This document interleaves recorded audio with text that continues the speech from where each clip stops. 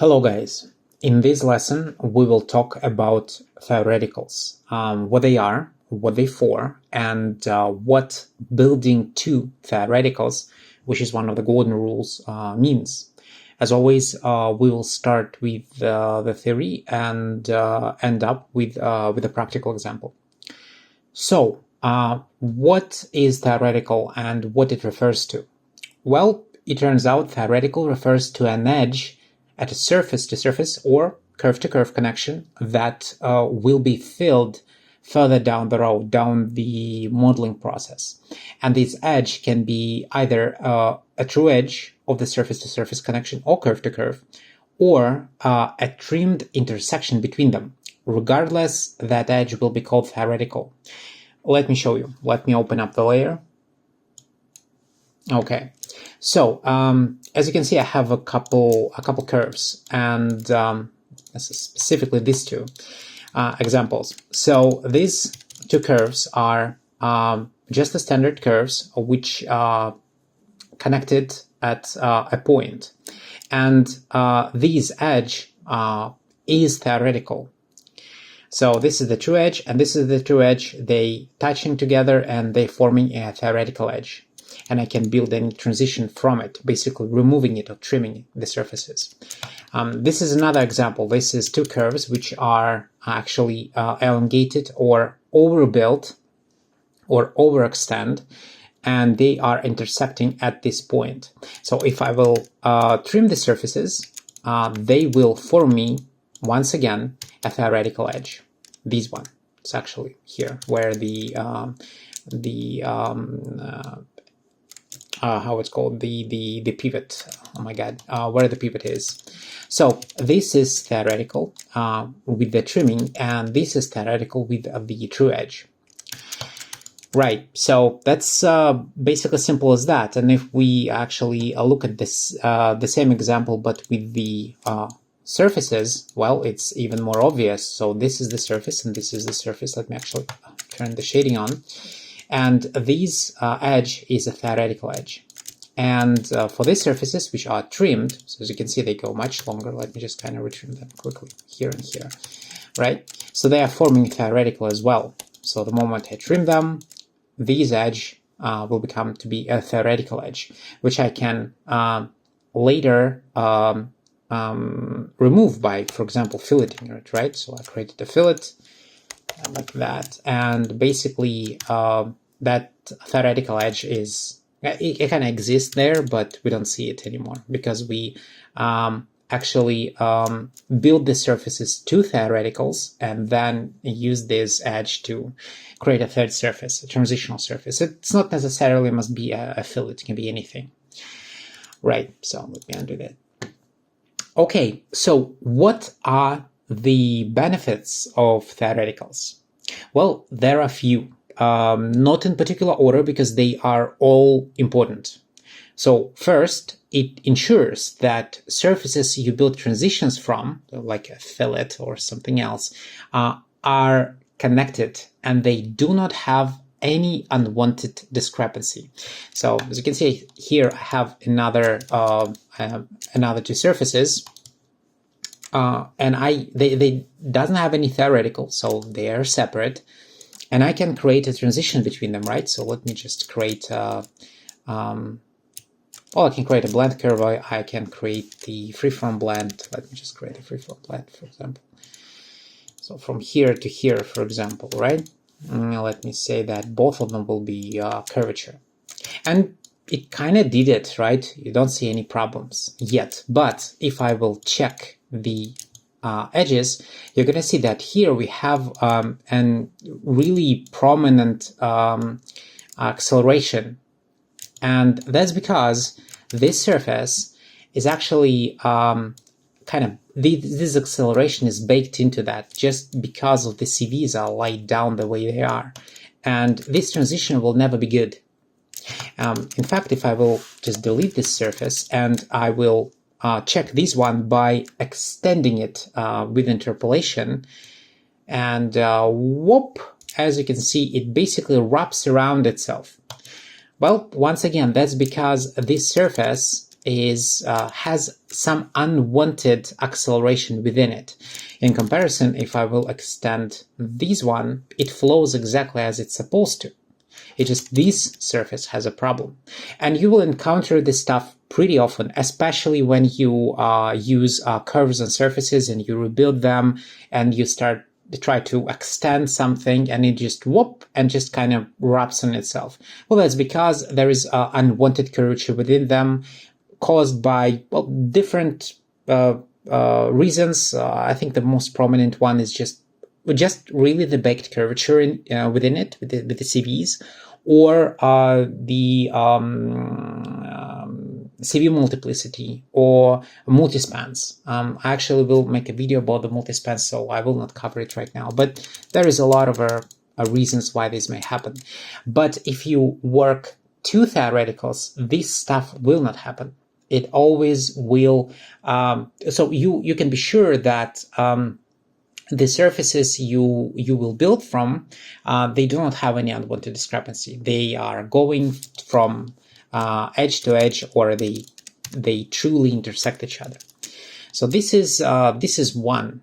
Well, the second is that this approach is non-destructive. That means that you always can untrim or delete the transitional surfaces and keep the original connection.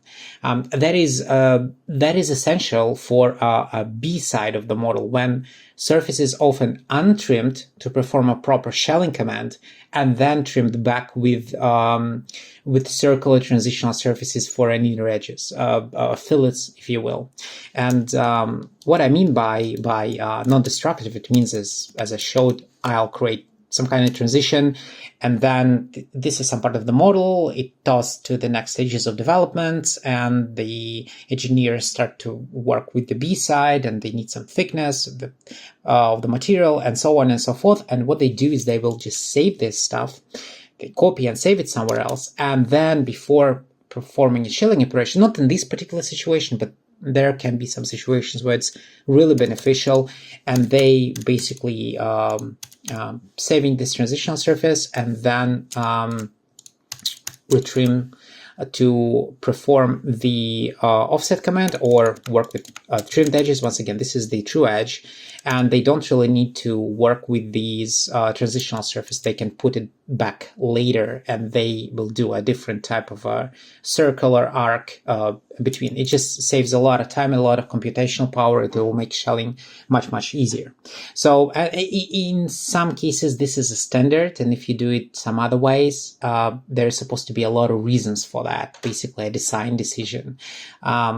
Because there is always, of course, the exceptions of this rule, which, as I said in the beginning, called build two theoreticals. And of course, you can break it sometimes. Anyway, this is the second one. And the third one, it gives you an ability to construct more complex transitions with very strict constraints, which is essential for surface modeling in general. And that is what I want to show you as a practical example. So let's get into it. Let me just hide this one and open up the example itself. What is this? Let me just delete that. Okay. So what are you looking at? Let me just use some default shading. So imagine this is some kind of the part of the model. I don't know. It resembles the bottom part of some kind of a grip, right? And what I want is I need to fill this hole somehow, and I would like to fill this hole the way that it will actually will be as smooth as it can, but at the same time it will match all the edges of the surface. So this, and the original one, of course, too. So a good transitional surface I would like to build.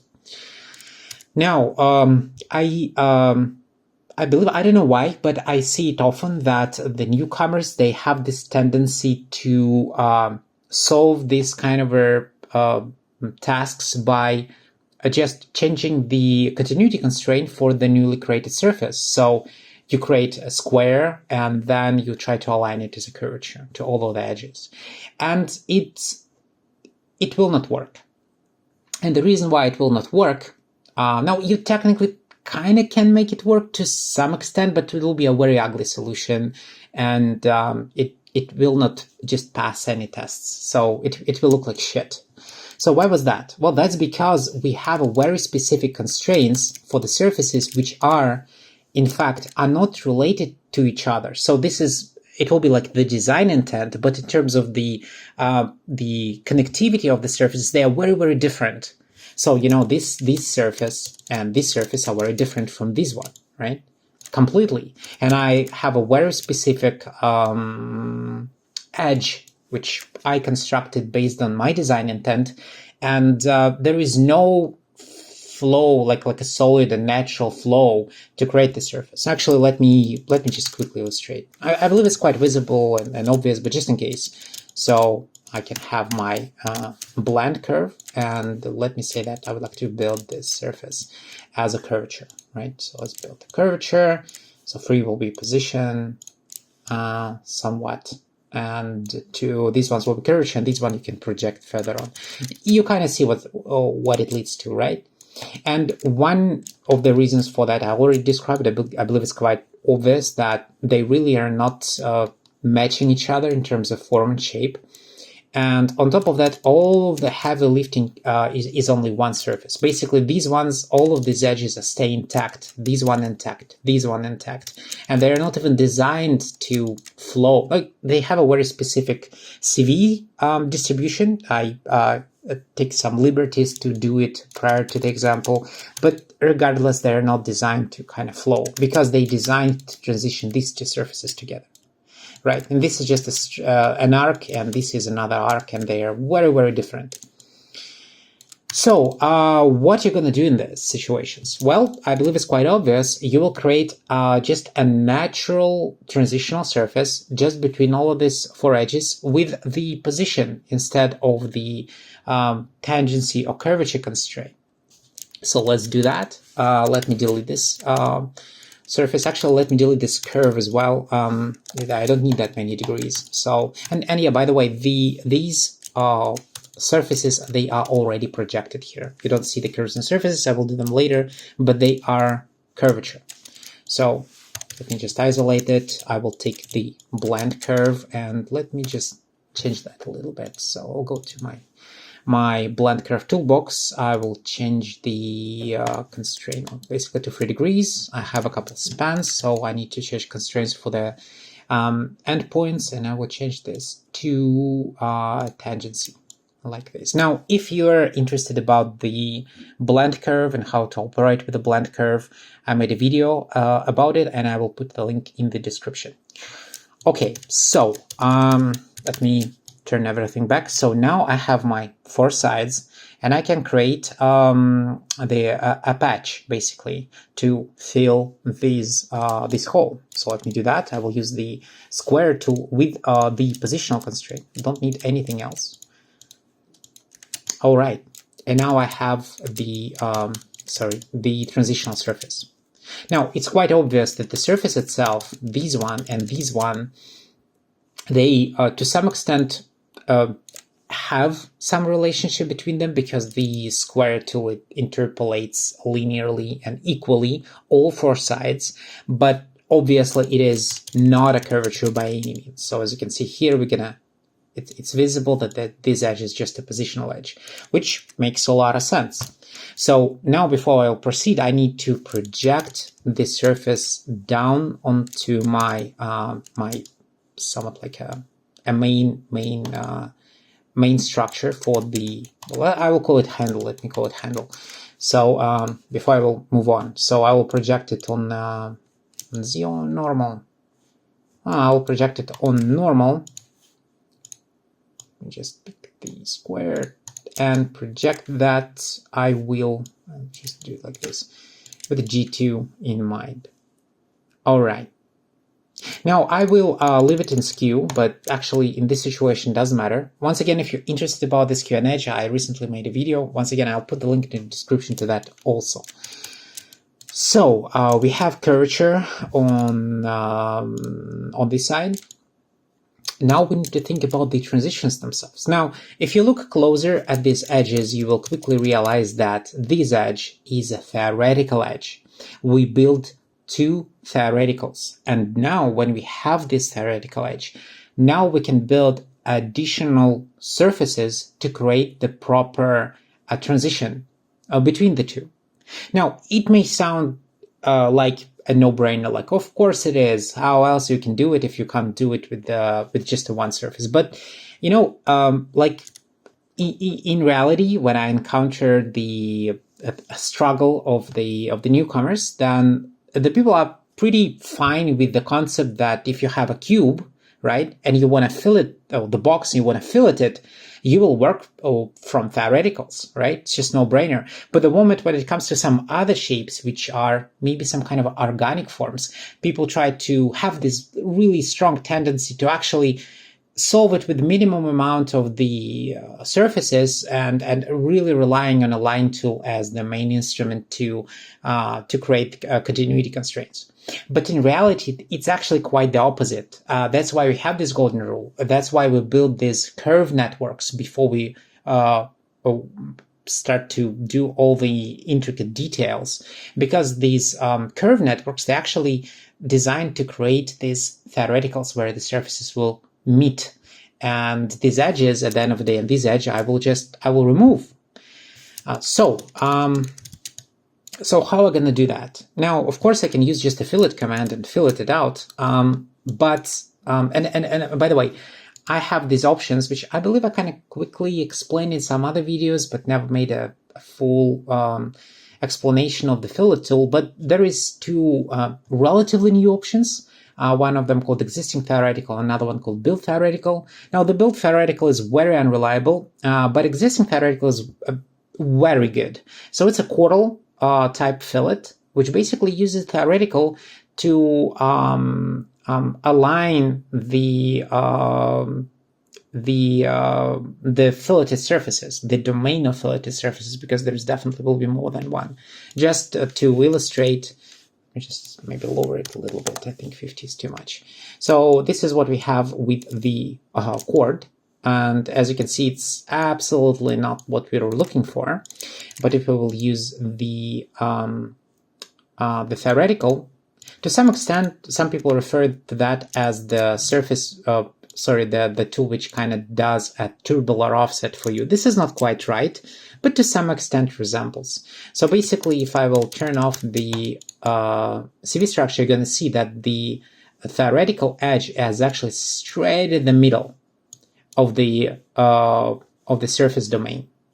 So that's very good stuff.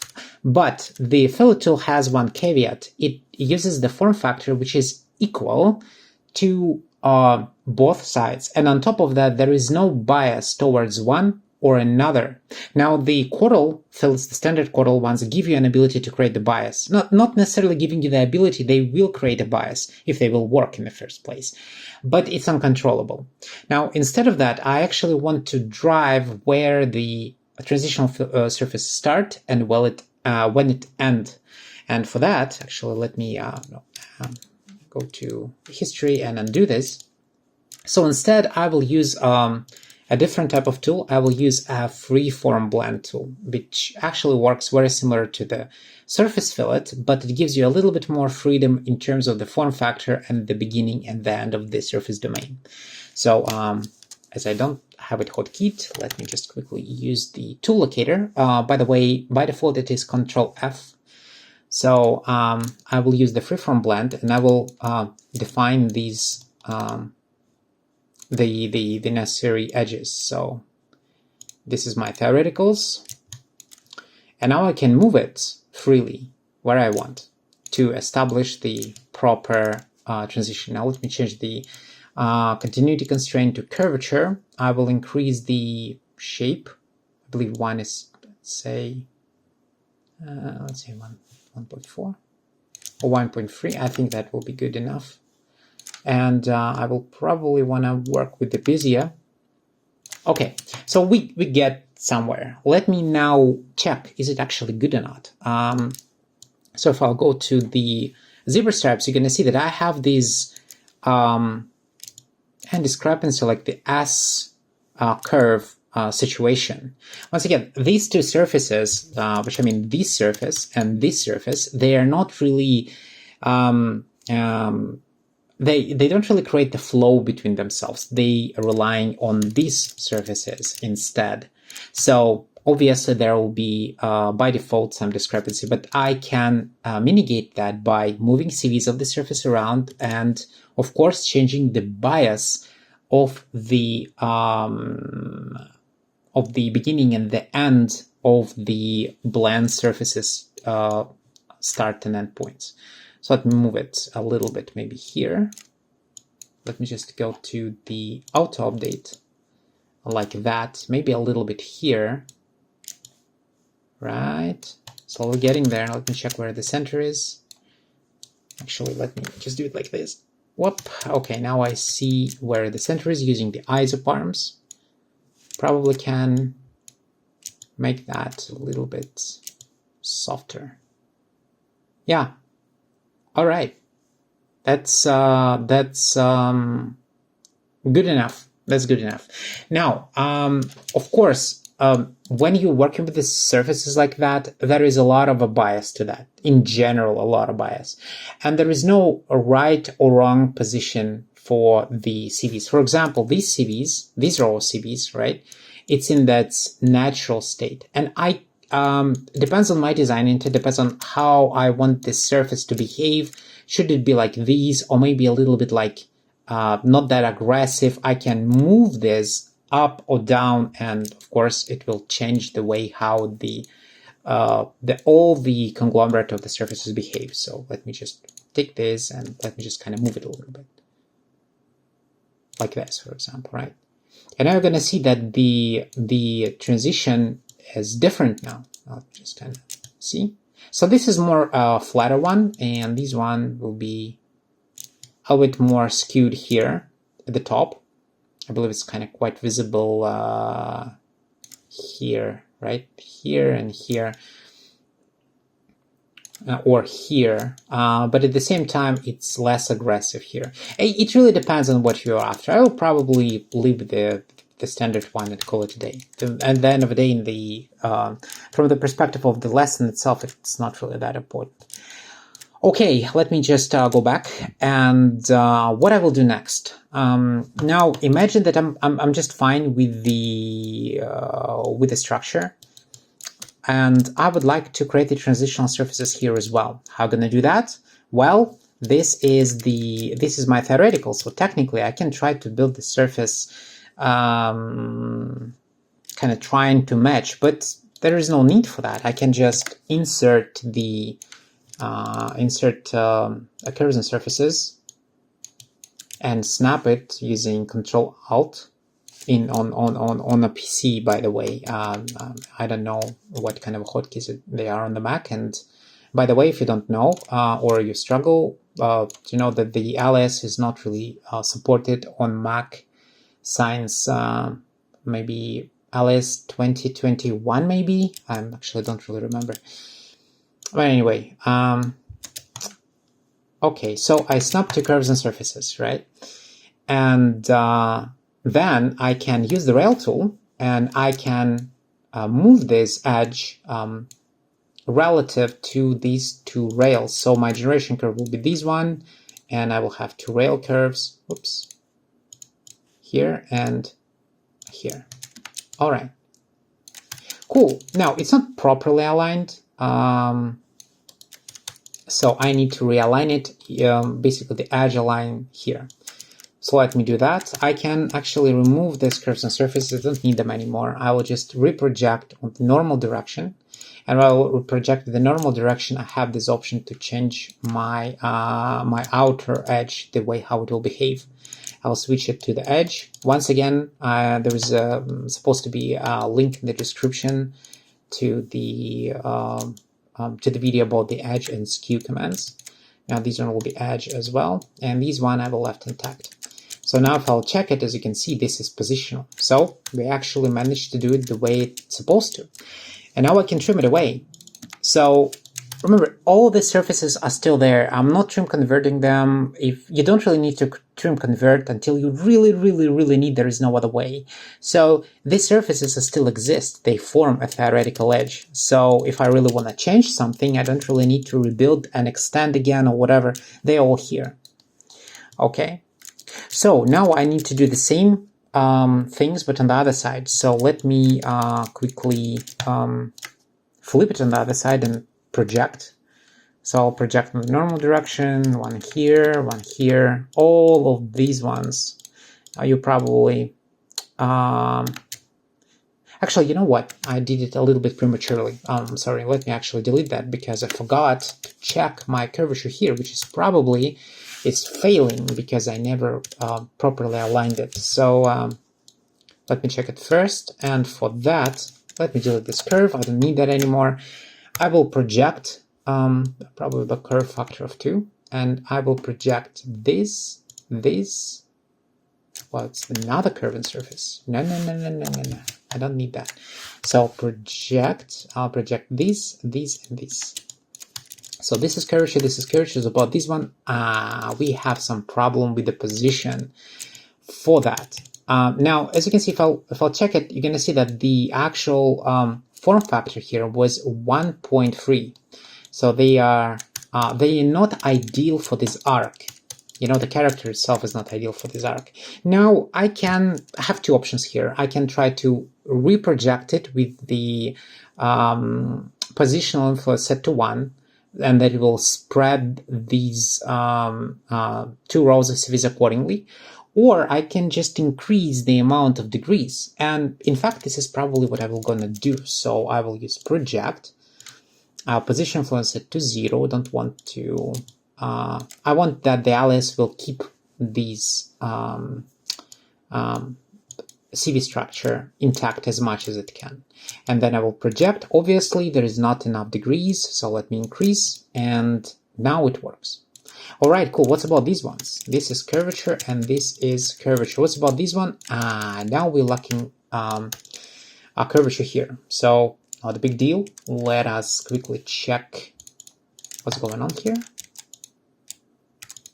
Come on. All right. So you have a little bit of a discrepancy for this one. Right. So we still have these. Okay. Let's make 7. Okay, so 0.09. Now my tolerance is set to 0.05, I believe. So let me try to fix it manually. So I will ungroup and delete the history. And then I will move the tangent row probably first. And actually that's enough. All right. Okay, so now I have curvature. Okay, so I have a curvature here, and now I can flip this stuff on the other side, and then I can project. So I believe this is all of them. All what I'm doing here is, you know, pretty obvious for you, but let me just finish this and then make a kind of conclusion. Oops. Now, one note is that these surfaces, the transitional surfaces, the domain of surfaces is quite heavy. So there is 1, 2, 3, 4, 5, 6, 7 surfaces. Now, in terms of the final output, if it will be the A-class pass, then definitely I will rebuild it, and I will probably merge these two. I will definitely merge these 2 or 3, and then I'll merge these 2. So I will try to build it in 3 separate surfaces, not in 1, 2, 3, 4, 5, 6, 7, not in 7. But that's kind of a second pass. It doesn't really actually change the overall concept anyway. All right, and eventually we will get the surface, which actually it has some, by the way, kind of abrupt end somewhere here, but that's because it is a G2, not a G3. But that's fine. We can definitely live with this. Now let me quickly delete this curve and then project this, and this. Okay, and let me trim it. All right, now we've finished. All right, so